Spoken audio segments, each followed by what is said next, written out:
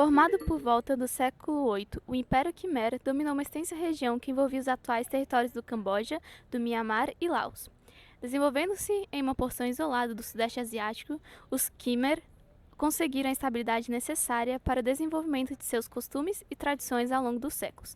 Não há registros escritos sobre a história do Império Khmer, e a maioria do que sabemos sobre o Império hoje em dia veio dos profundos estudos sobre a arte mais conhecida dos Khmer, as grandiosas esculturas em pedra dos templos Khmer.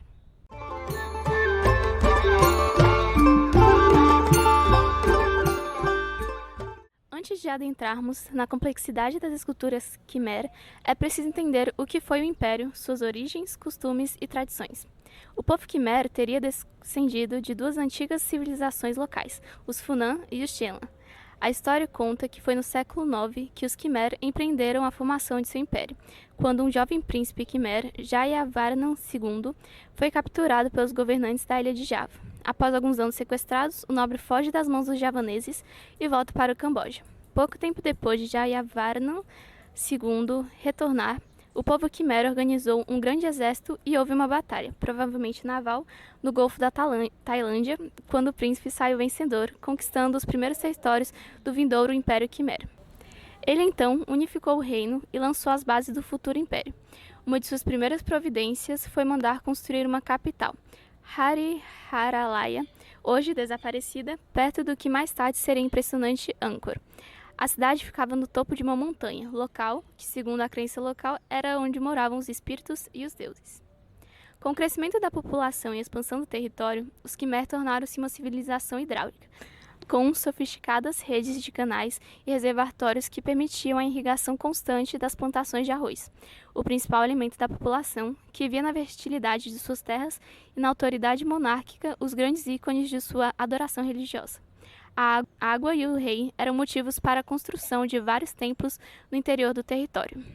Essa vida idílica, porém, não duraria para sempre. Um dos problemas dos Khmer é que eles não possuíam um sistema político bem organizado. Regras de sucessão ao trono simplesmente não existiam. O rei tinha inúmeros filhos e qualquer um deles, não apenas o primogênito, poderia sucedê-lo. O resultado foram constantes brigas entre príncipes para chegar ao poder. A falta de fonte de informação dificulta entender por que, de fato, o império chegou ao fim. É certo que, a partir do século XIII, os ataques promovidos pelos povos vietnamitas e tailandeses começaram a enfraquecer a supremacia Khmer. Em 1431, Angkor, grande cidade Khmer e centro cultural, foi vítima de um grande saque promovido por tailandeses, e as lutas internas pelo poder no reino tornaram mais difícil uma união para vencer o inimigo. Problemas econômicos também podem ter surgido devido à crescente dificuldade da plantação do arroz. E assim, há 6 séculos atrás, houve fim do Império Khmer.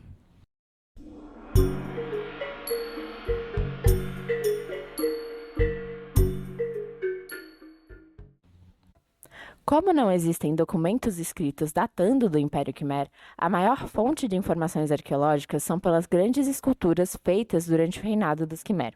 Os exemplos mais conhecidos vieram da cidade antiga Angkor, hoje Siem Reap, que na época era a capital e centro cultural de todo o império. A escultura Khmer retrata assuntos religiosos, refletindo a mistura entre hinduísmo e budismo que dominava o território. Nas obras Histórias Épicas do Ramayana, um sânscrito épico da Índia Antiga, aparecem. Embora o início da escultura Khmer tenha sido altamente influenciado pela cultura e arte indiana, devido à alta quantidade de trocas comerciais e culturais entre as duas nações, no século VII, a escultura Khmer começa a afastar-se das suas influências hindus, pré-Gupta para as figuras budistas, Pallava para as figuras hindus, e através de constante evolução estilística, desenvolve a sua própria originalidade. Um exemplo do estilo Khmer que se afastou totalmente da tradição da escultura indiana é a totalidade de sua figura, que deveria poder ser enxergada de todos os lugares do templo. Ao contrário da maioria das esculturas de pedra indo-budistas, indianas e javanesas, que foram esculpidas em alto relevo, as estátuas Khmer são esculpidas inteiramente em círculo. Os deuses que encontramos nas esculturas Khmer são os dois das duas grandes religiões da Índia, o budismo e o hinduísmo. Sacerdotes supervisionaram a execução das obras, atestadas na elevada precisão iconográfica das esculturas. No entanto, ao contrário das imagens hindus que repetem o estereótipo idealizado, essas imagens são tratadas com grande realismo e originalidade, porque retratam modelos vivos, o rei e a sua corte. A verdadeira função social da arte Khmer era, de facto, a glorificação da aristocracia através dessas imagens dos deuses encarnados nos príncipes, na qual o povo deveria ver a prova tangível da divindade do soberano, enquanto a aristocracia tinha prazer em ver a si mesma imortalizada com adornos intrincados, vestidos elegantes e joias extravagantes. O desenvolvimento da escultura Khmer pode ser dividido em 3 partes: o período pré-Angkor, Angkor e pós-Angkor.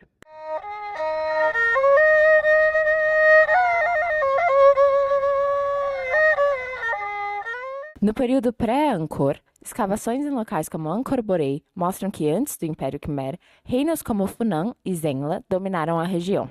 Esculturas em arenito, datadas do século VI, revelam influências indianas, mas com inovações locais, como a criação de estátuas independentes.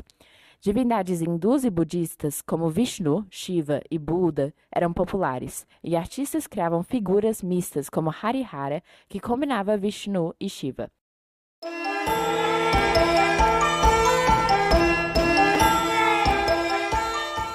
No período Angkor, durante o auge do Império Khmer, o arenito foi amplamente utilizado, com estilos que evoluíram ao longo dos séculos. Destacavam-se o estilo Kulen, de 825 a 877, com figuras rígidas devido à dispensação de arcos de sustentação e rostos redondos característicos, o estilo Khoker, 941 a 944, com figuras gigantescas, dinâmicas e o delicado estilo Banteay Sirey. As estátuas do estilo Bafuon, 1010 a 1080, são esbeltas e graciosas. Isso foi possível adicionando suportes sutis atrás dos tornozelos.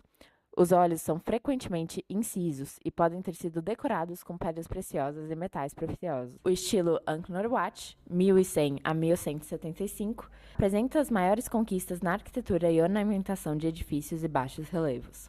Além do mundialmente famoso Templo de Angkor Wat, o Templo Phi Mai, na Tailândia, também foi construído durante esse período.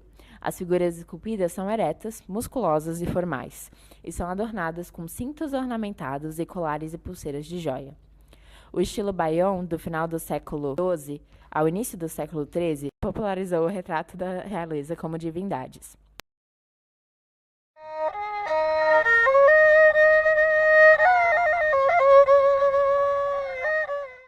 Com a adoção do budismo Theravada, a produção de esculturas em pedra declinou e o uso de madeira prevaleceu, embora poucas peças tenham sobrevivido devido à deterioração.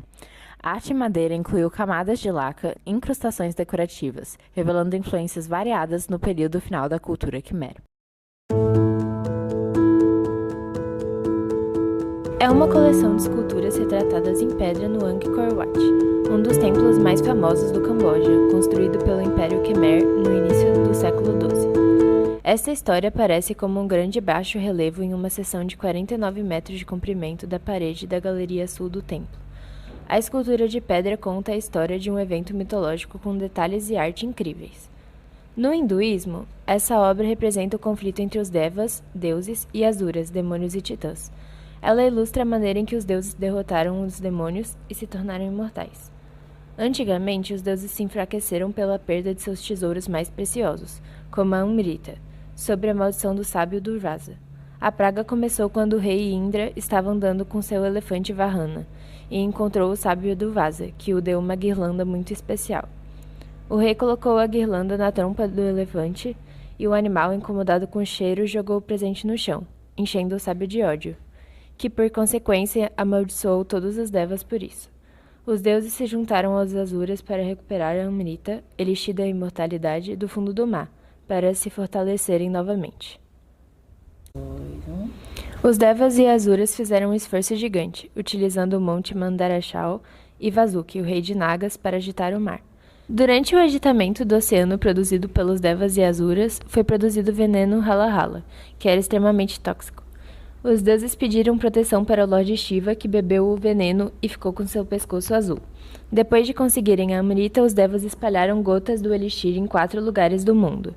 Por isso, os Kumbh Mela celebram o evento a cada 12 anos.